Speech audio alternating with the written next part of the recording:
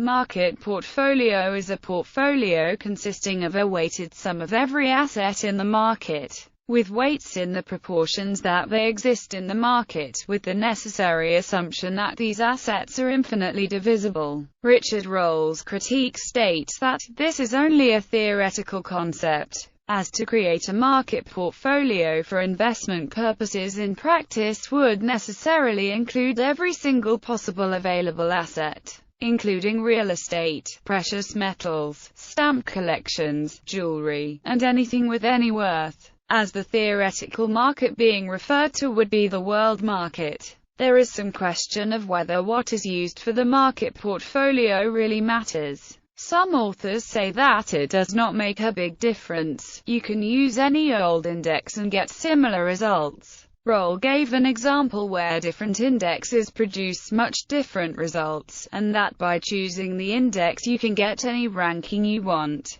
Brown and Brown examine this, using different indexes such as stocks only, stocks and bonds, and stocks plus bonds plus real estate.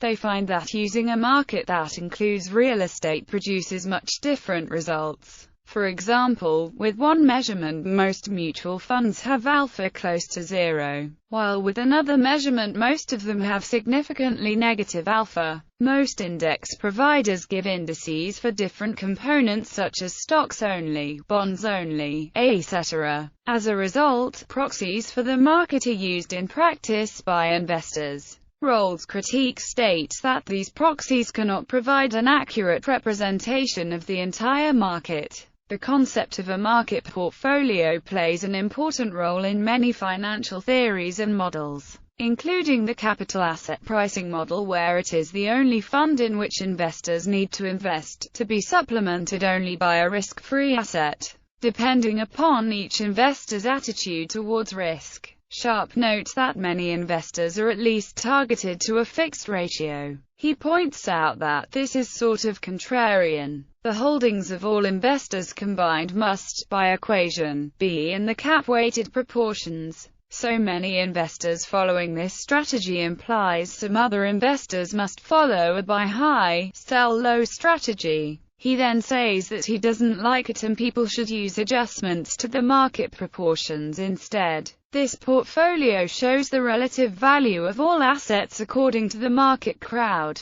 which one could interpret as a benchmark or the optimal portfolio for the average investor. The authors determine the market values of equities, private equity, real estate, high-yield bonds, emerging debt, non-government bonds, government bonds, inflation-linked bonds, commodities, and hedge funds. For this range of assets, they estimate the invested global market portfolio for the period 1990 to 2012. For the main asset categories equities, real estate, non-government bonds and government bonds, they extend the period to 1959 to 2012.